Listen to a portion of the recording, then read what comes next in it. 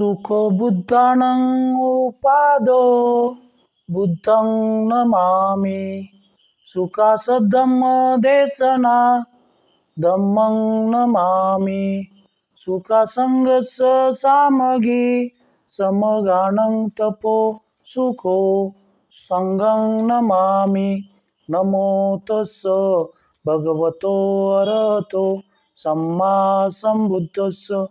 नमो तस्स भगवतो अरहतो सम्मा सम्बुद्धस्स। नमो तस्स भगवतो अरहतो सम्मा सम्बुद्धस्स।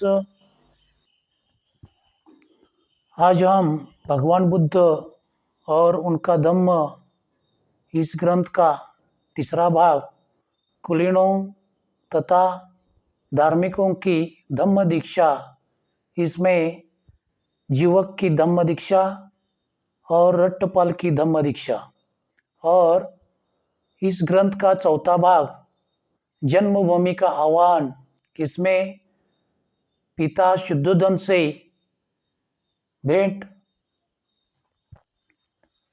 जीवक की धम्म दीक्षा। जीवक ने राजगृह की एक वेश्या शालवती के गर्भ से जन्म धारण किया था। जन्म के तुरंत बाद ही उसे एक टोकरी में डालकर कूड़े की एक ढेरी पर फेंक दिया गया। अज्ञात पिता का पुत्र जो था।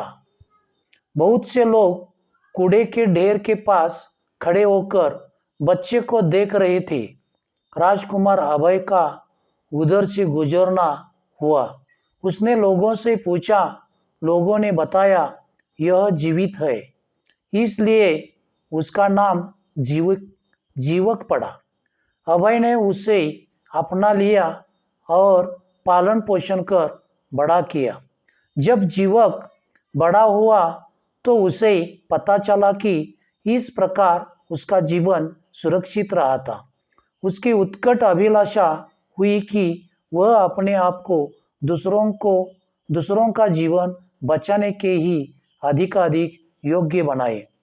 इसीलिए वह अभय को बिना बताए ही तक्षशिला विश्वविद्यालय में पढ़ने के लिए चला गया और वहां उसने अध्ययन में 7 वर्ष बिताए। राजगृह लौटकर उसने चिकित्सा करने आरंभ की और चिरकाल में ही बड़ी प्रसिद्धि प्राप्त कर ली। सर्वप्रथम उसने साकेत के एक सेठ की स्त्री की चिकित्सा की। उसके अच्छा हो जाने पर उसे सलाह होकर काशार्पण, एक दास, एक दासी और घोड़े सहित एक गाड़ी मिली। उसकी योग्यता जान अभय ने उसे अपने ही भवन में रख लिया।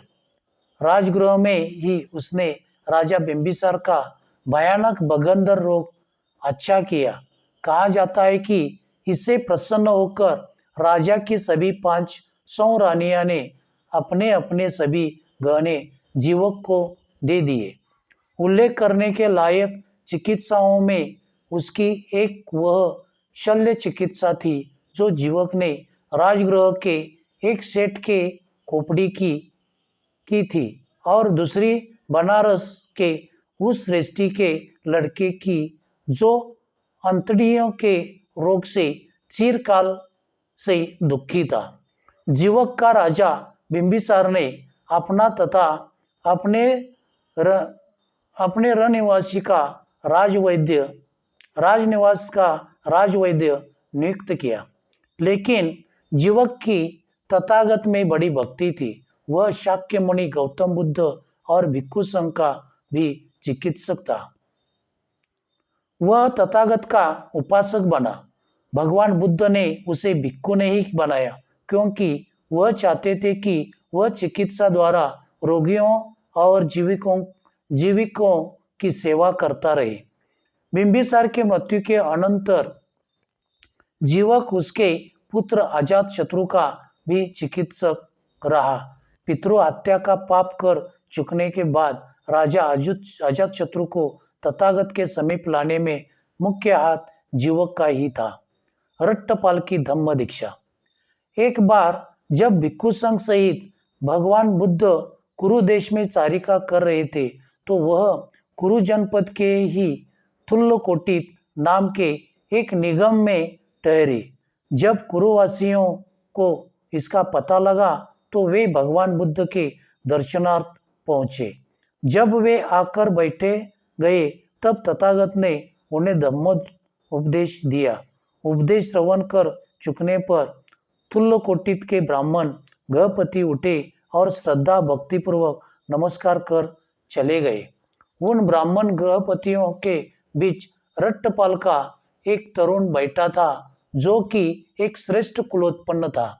उसके मन में आया, जहां तक मैं समझ सकता हूं कि धम्म का भगवान बुद्ध ने उपदेश दिया है, गृहस्थी में रहते हुए उसे उतनी पवित्रता, उतनी संपूर्णता के साथ आचरण में लाना आसान नहीं।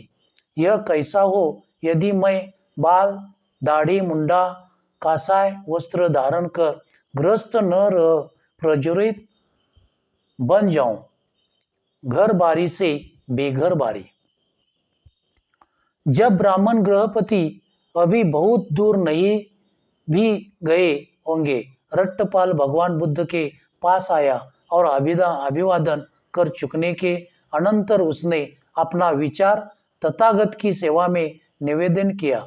उसने प्रार्थना की कि उसे प्रव्रजा मिले और उपसंपदा मिले। तथागत ने पूछा, रट्टपाल, इसके लिए क्या तुम्हें अपने माता पिता की अनुज्ञा है? भगवान, नहीं। जिन्हें माता पिता से अनुज्ञा प्राप्त नहीं होती उन्हें मैं प्रव्रजित नहीं करता। तरुण बोला, मैं अनुज्ञा प्राप्त करने का प्रयास करूंगा। वह उठा और अत्यंत विनम्रता पूर्वक भगवान बुद्ध से विदा ग्रहण की। घर पहुंचकर उसने माता पिता से अपना विचार प्रकट किया और उनसे भिक्षु बनने के लिए अनुज्ञा मांगी। माता पिता बोले, रट्टपाल, तू हमारा प्रिय पुत्र है, अत्यंत प्रिय पुत्र। तू ही हमारा एकमात्र पुत्र है। तू आराम में रहा है, आराम में पला है, तुझे दुख का कुछ अनुभव नहीं। जा, खा पी, मौज कर और जितने चाहे पुण्य कार्य कर। हम तुम्हें प्रवर्जित होने की अनुज्ञा नहीं देते। तुम नहीं रहोगे तो हमारा जीना दूभर हो जाएगा, हमारे लिए जीने में कुछ आनंद नहीं रहेगा। हम तुम्हें जीते जी घर से बेघर हो भिक्षु बनने की अनुज्ञा क्यों दे? रट्टपाल ने दूसरी और तीसरी बार भी अपनी प्रार्थना दोहराई। उसके माता पिता का एक ही उत्तर था। जब वह इस प्रकार अपने माता पिता की अनुज्ञा प्राप्त करने में असफल रहा तो वह तरुण नंगी जमीन पर लेट गया और बोला, या तो मैं भिक्षु बनूंगा या यही पड़ा पड़ा मर जाऊंगा। उसके माता पिता ने भिक्षु बनने की प्रति अपना विरोध प्रकट करते हुए उसे उठ बैठने का बहुत आग्रह किया, लेकिन रट्टपाल मुंह से एक शब्द नहीं बोला। उन्होंने दूसरी बार और तीसरी बार भी इस प्रकार बार बार आग्रह किया, तब भी रट्टपाल चुप ही रहा। उसके माता पिता ने रट्टपाल के मित्रों को सारी बात बताकर उनसे कहा कि वे अपनी ओर से रट्टपाल से आग्रह करें। उसके मित्रों ने 3 बार प्रयास किया किंतु वह एक शब्द नहीं बोला। तब उसके मित्र रट्टपाल के माता पिता के पास गए और बोले, वहां वह नंगी जमीन पर पड़ा है, कहता है या तो भिक्षु बनूंगा या वही पड़ा पड़ा मर जाऊंगा। यदि तुम अनुज्ञा नहीं दोगे तो वह जीते जी कभी नहीं उठेगा, लेकिन यदि तुम अनुज्ञा दे दोगे तो उसे भिक्षु बनने पर भी देख सकोगे। यदि भिक्षु जीवन में उसका मन नहीं रमेगा, अर्थात उसे भिक्षु रहना अच्छा नहीं लगेगा, तो वह यही वापस चले आने के अतिरिक्त दूसरा क्या करेगा? आप उसे अपनी अनुज्ञा दे ही दे। अच्छा, हम अपने अनुज्ञा देते हैं, किंतु भिक्षु बन चुकने के बाद हमें मिलने के लिए आना होगा। उसके मित्र तुरंत रट्टपाल के पास गए। उन्होंने उसे जाकर कहा, तुम्हारा माता पिता ने तुम्हें इस शर्त पर भिक्षु बनने की अनुमति दे दी है कि भिक्षु बनने पर तुम उनसे मिलने आओगे। तब रट्टपाल उठ बैठा और सशक्त होने पर तथागत के पास पहुंचा और अभिवादन कर चुकने पर एक और बैठकर निवेदन किया, मुझे अपने माता पिता से भिक्षु बनने की अनुज्ञा मिल गई है। मेरी प्रार्थना है कि भगवान मुझे संघ में दीक्षित कर ले। रट्टपाल ने प्रव्रजा और उपसंपदा प्राप्त की। तुल्यकोटित में यथेच्छ ठहर कर इसके 2 सप्ताह बाद भगवान बुद्ध चारिका के लिए श्रावस्ती के ओर चल पड़े। श्रावस्ती पहुंचकर वे अनाथ पिंड के तेजवनाराम में विहार करने लगे। अकेले एकांत में रहते हुए सतत प्रयत्नशील रट्टपाल ने अचिर काल में ही उसे उद्देश्य का प्राप्त कर लिया, जिसकी प्राप्ति के लिए कुलपुत्र घर से बेघर हो भिक्षु जीवन ग्रहण करते हैं। मानव जीवन का श्रेष्ठतम आदर्श। तब वह भगवान बुद्ध के पास गया और अभिवादन कर चुकने के अनंतर बोला, बनते आपकी अनुज्ञा से मैं अपने माता पिता को देख आना चाहता हूँ। अपने चित्त से रट्टपाल के चित्त को जानकर और रट्टपाल के पुनः ग्रस्त न बनने के बारे में पूरी तरह आश्वस्त होकर तथागत ने उसे जब चाहे जाने की अनुमति दे दी। तब अत्यंत विनम्रतापूर्वक भगवान बुद्ध से विदा ग्रहण कर अपना पात्र चिवर ले रट्टपाल तुलकोटित की ओर चारिका के लिए निकल पड़ा, जहां पहुंचकर उसने कुरु नरेश की मिग्गोद्यान में विहार किया। दूसरे दिन सुबह के समय जब वह भिक्षाटन भोजन दान के लिए निकला तो प्रत्येक घर के सामने भिक्षा के निमित्त खड़ा होता हुआ रट्टपाल अपने ही घर के द्वार पर आ पहुंचा। अंदर कमरे के बीच दरवाजे में उसका पिता कंधी से अपने बाल संवार रहा था। रट्टपाल को दूर से आता देखकर बोला, ऐसे ही सिर मुंडों ने मेरे इकलौते प्रिय पुत्र को घर से बेघर बना दिया, इसीलिए अपने पिता के घर से द्वार रट्टपाल को कुछ नहीं मिला, एक इनकार तक नहीं, मात्र गालियां। ठीक उसी समय घर की एक दासी पहले दिन के बासी चावल फेंकने जा रही थी। रट्टपाल ने उसे कहा, बहन यदि उसे फेंकने जा रही है तो उसे मेरे पात्र में ही डाल दे। जब दासी उसके पात्र में बासी चावल डाल रही थी, उसने रट्टपाल के हाथ पांव और स्वर पहचान लिया। वह दौड़ी दौड़ी अपने मालकिन के पास गई और बोली, मालकिन मालूम होता है कि छोटे मालिक वापस लौट आए हैं। माँ बोली, यदि तेरा कहना ठीक है तो तू दासता के बंधन से इसी क्षण मुक्त हुई। वह दौड़ी दौड़ी अपने पति के पास गई और कहा कि उसने सुना है कि उसका पुत्र लौट आया है। झाड़ी के नीचे बैठा रट्टपाल वह बासी चावल खा रहा था कि पिता आ पहुंचा। बोला, प्रिय पुत्र, क्या यह हो सकता है कि तुम यही बैठे यह बासी भात खा रहे हो? क्या तुम्हें अपने घर नहीं आना चाहिए था? रट्टपाल का उत्तर था, गृहपति, हम बेघरों का क्या घर, हम तो घर छोड़ चुके। हाँ, मैं तुम्हारे घर आया था जहाँ मुझे कुछ नहीं मिला, इनकार भी नहीं, मात्र गालियाँ। पुत्र आओ घर चले। नहीं गृहपति, मेरा आज भोजन समाप्त हो गया। अच्छा तो पुत्र, कल का भोजन ग्रहण करने का वचन दो। भिक्षु रट्टपाल ने मौन से स्वीकार कर लिया। तब पिता घर के भीतर गया। उसने आज्ञा दी कि सोने का ढेर लगाकर उसे चटाई से ढक दिया जाए। उसके बाद उसने अपने पुत्र वधू से, जो रट्टपाल की पूर्व भार्या थी, कहा कि वह अपने को अच्छे से अच्छे उस श्रृंगार से अलंकृत करे जिसमें अलंकृत देखकर उसका पति उससे प्रसन्न होता था। राज के बीतने पर घर में अच्छे से अच्छा भोजन तैयार कर रट्टपाल को तैयारी की सूचना दी गई। वह पूर्वाह में रट्टपाल उचित ढंग से चीवर धारण किए तथा अपना पात्र चीवर लिए आकर अपने लिए सज्जित आसन पर विराजमान हुए।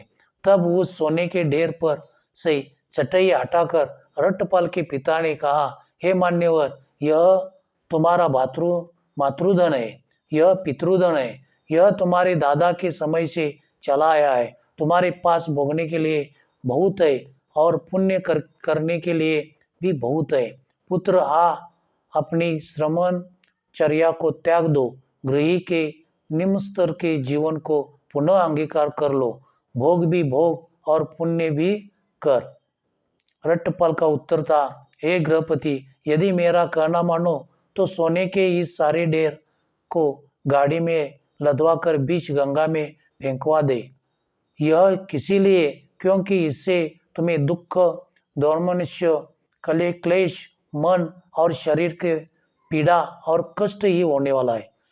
उसके पांव पकड़कर रट्टपाल की अन्य पलियां पूछने लगी कि आखिर वे सुंदर औरतें कैसे है जिनके लिए यह प्रवर्जित जीवन व्यतीत कर रहा है। रट्टपाल का उत्तर था, बहनों और किन्हीं सुंदरियों के लिए नहीं, अपने लिए। बहनों, संबोधन सुना तो सभी देवियां मूर्छित होकर जमीन पर गिर पड़ी। रट्टपाल ने पिता से कहा, गृहपति, यदि भोजन करना है तो दो, कष्ट मत दो। पुत्र, भोजन तैयार है, भोजन करो, कहकर पिता ने रट्टपाल को यथेच्छ भोजन कराया। भोजनांतर रट्टपाल कुरु नरेश के मृगोद्यान में चला गया और वहां पहुंचकर मध्याह्न की कड़ी धूप के समय एक वृक्ष की छाया के नीचे बैठ गया। अब राजा ने अपने माली को आज्ञा दी रखी थी कि उसे बाघ को देखने आने से पहले वह उसे ठीक ठाक करके रखे। माली अपना काम कर रहा था। उसने रट्टपाल को एक वृक्ष के नीचे बैठा देखा। उसने राजा को सूचना दी कि बाघ और तो सब तरह से ठीक ठाक है, लेकिन एक वृक्ष के नीचे वह रट्टपाल विराजमान है जिनके बारे में महाराज ने सुना है। आज उद्यान यात्रा रहने दो, आज मैं उन श्रमण के दर्शन करूंगा। जितना भी पाथेय आवश्यक था उसकी सबकी तैयारी की आज्ञा दी। अपने अनुयायियों को साथ लेकर वह राजकीय रथ पर चढ़ा और रट्टपाल को देखने के लिए नगर से बाहर निकला। जहां तक रथ से जाना योग्य था वहां तक रथ से जाकर और आगे पैदल चलकर अपने अनुयायियों सहित राजा वहां पहुंचा जहां रट्टपाल विराजमान थे। कुशल क्षेम की बातचीत हो चुकने पर स्वयं अभी भी खड़े हुए राजा ने रट्टपाल को फूलों की एक ढेरी पर बैठने का निमंत्रण दिया। नहीं राजन, आप वहां बैठे, मैं अपने स्थान पर बैठा हूँ। संकेत किए गए स्थान पर बैठकर राजा ने कहा, हे रट्टपाल, 4 तरह की हानियां है जिनके कारण आदमी दाढ़ी मूछ मुंडवा काशाय वस्त्र धारण कर घर से बेघर हो जाते हैं। बुढ़ापा, गिरता हुआ स्वास्थ्य, दरिद्रता और निकट संबंधियों का मरण। एक आदमी को लो जो वृद्ध होने पर, बहुत आयु प्राप्त हो जाने पर, जरा जीर्ण हो जाने पर, अत्यंत अंतिम समय के नजदीक आ पहुंचने पर उसे या तो और कमाने में कष्ट अनुभव होता है या जो कुछ उसके पास है उससे गुजरा नहीं चलता तो वह घर से बेघर होने का निश्चय कर लेता है। इसे बुढ़ापे से उत्पन्न होने वाली हानि कहते हैं। लेकिन तुम्हारी तो अभी चढ़ती जवानी है, काले काले केश है जिन्हें सफेदी भी छू नहीं गई है, सुंदर तारुण्य है। तुम्हें तो वार्धक्य से उत्पन्न होने वाली किसी हानि का खतरा नहीं। तुमने क्या जाना, देखा या सुना है कि तुम घर से बेघर हो गए? या एक आदमी को लो जो रोगग्रस्त है, जिसे बड़ा कष्ट है और जो बहुत बीमार है, उसे या तो और कमाने में कष्ट अनुभव होता है या जो कुछ उसके पास है उससे गुजारा नहीं चलता तो वह घर से बेघर होने का निश्चय कर लेता है। इसे गिरते हुए स्वास्थ्य से उत्पन्न होने वाली हानि कहते हैं। लेकिन तुम न तो बीमार ही हो और न तुम्हें कष्ट ही है। तुम्हारा हजमा अच्छा है। तुम्हें गिरते हुए स्वास्थ्य से उत्पन्न होने वाली किसी हानि से कोई खतरा नहीं है। तुमने क्या जाना, देखा या सुना है कि तुम घर से बेघर हो गए हो? या एक आदमी को जो बड़ा धनी रहा है, जिसके पास बड़ी संपत्ति रही है और धीरे धीरे उसका नाश हो गया है, या तो उसे और कमाने में कष्ट अनुभव होता है और जो कुछ उसके पास है उसे गुजारा नहीं चलता, तो वह घर से बेघर होने का निश्चय कर लेता है। इसे दरिद्र से उत्पन्न होने वाला हानि कहते हैं। लेकिन तुम तो न दरिद्री हो न संपत्ति शून्य हो। तुम्हें तो दरिद्रता से उत्पन्न होने वाली किसी हानि से कोई खतरा नहीं है। तुमने क्या जाना, देखा या सुना कि तुम घर से बेघर हो गए हो? या एक आदमी को लो जिसके सगे संबंधी जाते रहे हैं, जिसके रिश्तेदारों का मरण हो गया है, उसे या तो और कमाने में कष्ट होने लगता है या जो कुछ उसके पास है उसे गुजारा नहीं चलता, तो वह घर से बेघर होने का निश्चय कर लेता है।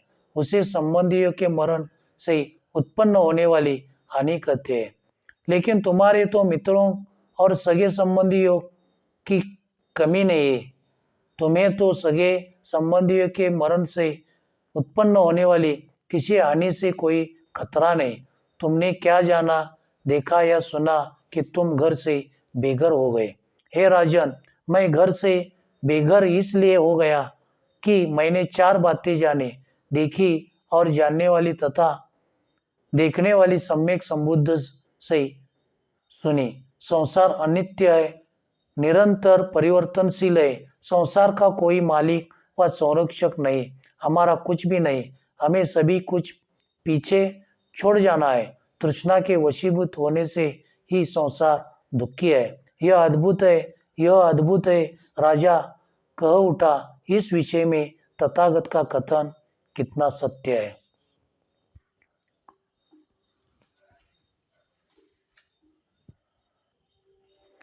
भगवान बुद्ध और उनका धम्म, चौथा भाग, जन्मभूमि का आह्वान।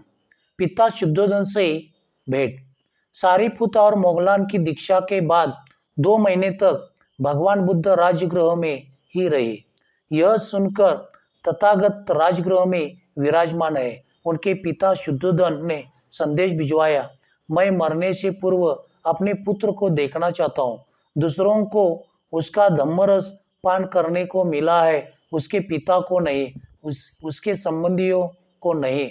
शुद्धोधन के दरबारियों में से एक का पुत्र कालुदाई ही यह संदेश लेकर आया था। संदेशवाहक ने आकर कहा, हे लोग पूज्य, आपका पिता आपको देखने के लिए उतना ही उत्सुक है जैसे कमलिनी सूर्योदय के लिए। तथागत ने पिता की प्रार्थना स्वीकार कर ली और बड़े भिक्षु संघ को साथ ले जन्मभूमि की ओर प्रस्थान किया। भगवान बुद्ध जगह जगह ठहरते हुए आगे बढ़ रहे थे, लेकिन कालुदाई तेजी से चलकर पहले पहुंच गया ताकि शुद्धोधन का यह सूचना दे सके कि भगवान बुद्ध आ रहे हैं और रास्ते पर है। शीघ्र ही यह समाचार शाक्य जनपद में फैल गया। हर किसी के जबान पर था कि राजकुमार सिद्धार्थ, जो बोध प्राप्त करने के लिए गृह त्याग कर चला गया था, अब ज्ञान प्राप्त कर वापस कपिलवस्तु आ रहा है। अपने संबंधियों और मंत्रियों को लेकर शुद्धोधन और महाप्रजापति अपने पुत्र की अगवानी के लिए गए।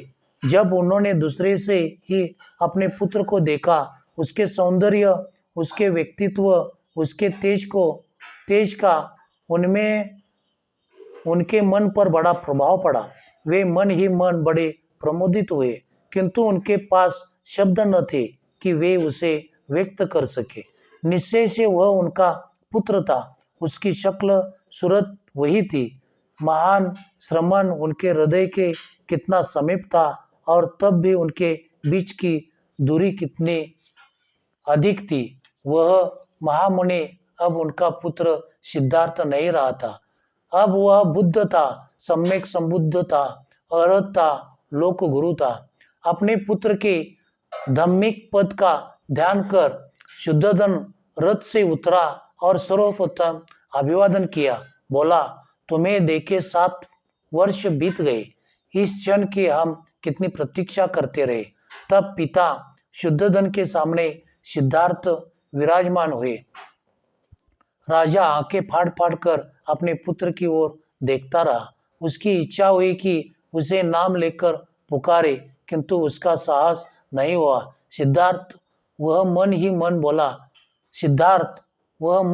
बोला, सिद्धार्थ अपने पिता के पास लौट आओ और फिर उसके पुत्र बन जाओ। लेकिन अपने पुत्र को दृढ़ता देकर उसने अपनी भावनाओं को वश में रखा। शुद्धोधन तथा प्रजापति दोनों निराश हो गए।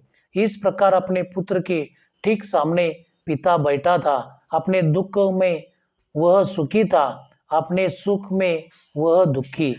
उसे अपने पुत्र पर अभिमान था, किंतु वह अभिमान चूर चूर हो गया जब उसे ध्यान आया कि उसका पुत्र कभी उसका उत्तराधिकारी न बनेगा। मैं तुम्हारे चरणों पर अपना राज्य रख दूं, उसने कहा, किंतु यदि मैंने ऐसा किया तो तुम ऐसे मिट्टी के मोल भी न समझोगे। तथागत ने सांत्वना दी, मैं जानता हूँ राजन, तुम्हारा हृदय प्रेम से गदगद है। तुम्हें अपने पुत्र के लिए महान दुख है, लेकिन प्रेम के जो धागे तुम्हें अपने उस पुत्र से बांधे हुए हैं जो तुम्हें छोड़कर चला गया, उसी प्रेम के अंतर्गत तुम अपने सारे मानव बंधुओं को बांध लो। तब तुम्हें अपने पुत्र सिद्धार्थ से भी बड़ी किसी की प्राप्ति होगी। तुम्हें मिलेगा वह जो सत्य का संस्थापक है, तुम्हें मिलेगा वह जो धम्म का मार्ग दर्शक है, और तुम्हें मिलेगा वह जो शांति को लाने वाला है। तब तुम्हारा हृदय निर्वाण से भर जाएगा। जब पिता शुद्धोधन ने अपने पुत्र के बुद्ध के ये वचन सुने, वह प्रसन्नता के मारे कांपने लगा। उसकी आंखों में आंसू थे, उसके हाथ जुड़े थे। अब उसने कहा, अद्भुत परिवर्तन है। संतप्त हृदय शांत हो गया। पहले मेरे हृदय पर पत्थर पड़ा था, किंतु अब मैं तुम्हारे महान त्याग का मधुर फल चख रहा हूँ।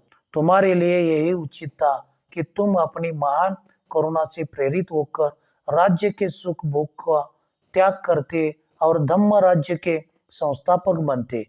अब धम्म पद के जानकार की हैसियत से तुम सभी को मोक्ष मार्ग का उपदेश दे सकते हो। भिक्षु संघ सहित भगवान बुद्ध उस उद्यान में ही विराजमान रहे जबकि शुद्धोधन वापस घर लौट आया।